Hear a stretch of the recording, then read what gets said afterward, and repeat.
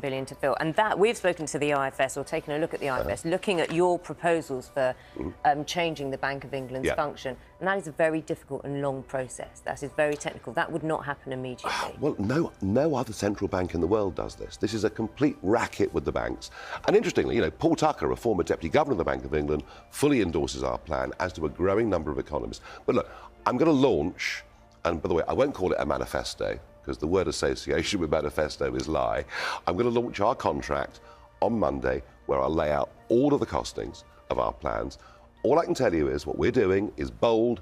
The BBC are deceivers, and after years of constant attacks on Nigel Farage, it has become absolutely clear that he is no longer willing to tolerate it. He is ready to defend his beliefs and directly confront what many see as their obvious bias and ignorance. Moving from the presidential election to the current turmoil within the Starmer government, Nigel Farage revealed an important truth to journalists with striking clarity. He made it clear that they do not listen to him, and more importantly, they do not listen to the public. British politics like this one. Don't forget to like the video and subscribe to Dark British Believe It, or not. Over 98% of viewers watch our content without hitting the follow button. Subscribing is completely free. They continue to ignore the real and urgent issues facing the country. Instead of addressing the concerns people actually have, they dismiss and overlook them completely. From Donald Trump to anyone willing to challenge the influence of major banks and powerful elites, the media has shown time and again that it is willing to go to extreme lengths to damage reputations. They do not simply disagree with their opponents. They label them, target them, and continue their attacks without pause. Their criticism does not stop, and their approach often appears focused on discrediting individuals rather than understanding their arguments. Yet despite all of this, Nigel Farage remains calm and composed. He responds with confidence and control, answering the difficult and often hostile questions from journalists with clarity and precision. Even when faced with what many see as unfair or hypocritical questioning, he does not lose focus. It raises serious questions about the state of modern journalism. What was once meant to inform the public now often appears driven by narrative and confrontation. The original purpose of journalism, to present facts and hold power accountable fairly, seems to have been overshadowed by agenda and influence. What we want to do, and there's a trap here, you see. You're on benefits, you go back to work, you work more than 16 hours a week, the tax kicks in, you may as well stay on benefits. There is a terrible trap. So hence the rationale to raise the tax threshold. Absolutely. That 100 billion, you say, is that from young... Do you say that number's from young people not working? So that's that is the the whole benefits on bill. the benefits. However, since the pandemic, a growing number of young people are saying they've got all sorts of psychological problems, but they're also not incentivised to go to work. We want to get people back to work. I understand that. So the 50 billion, where will that money come from? A lot of it will come from the racket that is going on. The government has been creating money, particularly during the pandemic. That money goes into the system, it goes into banks, the banks lodge it with the Bank of England, the Bank of England pay them interest on it. It's a racket. During Nigel Farage's interview with presenters Charlie State for the BBC and a journalist from The Independent, many observant viewers could not ignore what appeared to be clear bias throughout the exchange. The questions asked, along with the overall tone of the discussion, gave the impression that the programme was structured in a way that portrayed Nigel as distant and disconnected, rather than as someone capable of serious and meaningful communication. Instead of focusing on the major issues facing Britain, the discussion seemed to centre more on creating a particular image. The serious challenges affecting the country, along with the practical solutions he was presenting, were pushed aside and received very little attention. It created the sense that the substance of what he was saying was not being given the importance it deserved. Despite this, Nigel showed strong composure and determination. He focused on addressing major concerns affecting the younger generation, particularly those struggling under a difficult and demanding tax system. He spoke about how many working people feel trapped, unable to save money or build a stable future because of the heavy financial pressure placed on them. His effort to highlight the daily struggles of ordinary citizens, especially those trying to achieve financial security, was a central part of his message. He pointed out how the current system makes it harder for people to move forward and improve their lives. However, these points were largely overlooked during the interview, leaving many viewers feeling that the real issues were not properly explored or discussed. The front page of Reform website, as it stands, and I know it's not a manifesto at this stage, I'm not quite sure, do you call it a pledge? I can't remember. No, a contract. A contract. This is what we will campaign The contract, it says you'll set out your reforms in the first 100 days, is what it says. And you then go to say it's produced with advice from independent economists, think tanks and advisors. And a moment ago you said you're not about conformity. That just sounds like everybody else. Every other political party would say, we talk to independent advisors, we talk to think tanks. You just sound like everyone else. I've been called many things over the years, but not like everybody else. Well, no, I'm quoting from from Reform. That's what you said. It doesn't sound radical. That just sounds like you do the same as other people. You talk to think tanks. I've just outlined some very radical proposals. Equally, we don't think anybody should pay inheritance tax until the estate is worth £2 million. We want to lift the VAT threshold to help small businesses. I promise you, what's coming on Monday is very... Instead of focusing on the real issues, Munchetti repeatedly redirected the conversation, persistently questioning how he would fund his policies and deliver on his promises if he were to become Prime Minister. Her focus on large financial figures and budget details appeared less about understanding his proposals and more about challenging his credibility. This approach led many viewers to question the fairness of the interview.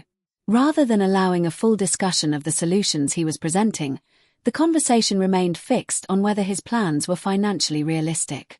It created the impression that the intention was not to explore ideas openly, but to place him under constant doubt. For many watching, it raised an important question. Was this truly an impartial interview designed to inform the public, or was it structured in a way that could influence how viewers perceived him? The exchange felt controlled and restrictive, limiting the opportunity for genuine debate on the issues that matter most for Britain's future. As a result, the overall impression left behind was one of frustration. The country's most urgent challenges, along with the potential solutions being discussed, seemed overshadowed by an atmosphere of skepticism and bias. Instead of encouraging meaningful discussion, the interview appeared to focus more on scrutiny than understanding, leaving many viewers feeling that the bigger picture had been pushed aside. We are completely in the grip of big corporate businesses. That's who the politicians listen to. I know that from 20 years in the European Parliament. There are 5.5 million people out there, men and women, running small businesses, acting as sole traders, that frankly are having the most difficult time. I'm on their side and I'll fight for them. Our time is short. Can I ask you about your comments about Rishi Sunak? And I think I'm quoting you right to say that you said about him, this is following D-Day. Yeah. So to put it in context, that was the moment when he left early and is being criticised. So you said he doesn't understand our culture. Although many may try to challenge Nigel Farage over his responses and his political connections to figures such as Rishi Sunak, he responded with clear confidence. He argued that, in his view, Sunak was an ineffective Prime Minister who failed to deliver meaningful results. He suggested that the problem was not only about leadership decisions, but also about a deeper disconnect between political leaders and the everyday experiences of working people striving to improve their lives. He pointed out that phrases about supporting ordinary citizens are often repeated, yet many people feel their real needs continue to be ignored. This criticism has also been directed at Keir Starmer on multiple occasions, with some arguing that repeating promises means little without delivering real change. According to this view, policies should be judged by their outcomes, not just by the language used to present them. Farage also argued that political leaders are fully aware of the consequences of their decisions. He suggested that continuing with policies that fail to improve conditions raises serious questions about priorities and accountability. His comments reflected a broader frustration shared by many voters who feel that their concerns are not being properly addressed. He also referred to the controversial decision surrounding calls for an investigation into serious criminal cases in the UK. He claimed that when political parties voted against certain proposals related to investigations, it raised concerns among members of the public who were expecting stronger action and greater transparency. This moment, according to his argument, reinforced the belief among his supporters that the political system was not responding as expected. Following these remarks, Nigel Farage moved the discussion in a different direction, shifting the focus of the interview and continuing the exchange on other political issues. Very different. You have a freedom, and you must recognise this. given what you previously said about how few MPs, even you, think you will get relative to the Parliament. It could be a big jump for you as a party, but relative to the Parliament. Well, we'll see. It gives you a freedom to say stuff, doesn't it? That you're not going to have to back this up and say we couldn't do it. What I'm saying is this. We have a Labour Party that's won already. The election is over. We all know that. Your viewers all know that. Their thinking on economics, on all of the key issues of our lives, is actually remarkably similar to the Conservative Party. I'm arguing that for democracy to work, governments need to be challenged. And I think I'm in a far better position to do that than either Ed Davey from the Lib Dems, and Rishi Sunak won't be there. But the Tories are so divided, they don't stand for anything. For those who watched the interview, it was difficult to ignore what many saw as clear bias throughout the exchange. Farage raised important concerns about young people struggling under a demanding tax system, unable to save money or achieve financial stability. He focused on the long-term impact this has on the next generation and their ability to build secure futures. However, Munchetti, appearing to move past those concerns, quickly shifted the discussion toward how Farage planned to fund his policies. This change in focus avoided the deeper structural problems he had been highlighting. As a result, many viewers were left questioning the intent behind the questioning. Was this an example of fair journalism aimed at informing the public, or was it an effort to challenge and weaken his credibility? At that moment, it gave the impression to some viewers that the interview was being handled in a very particular way. Rather than exploring the broader issues raised, the attention remained on financial feasibility and political pressure. This created the sense that the discussion was less about solutions and more about scrutiny.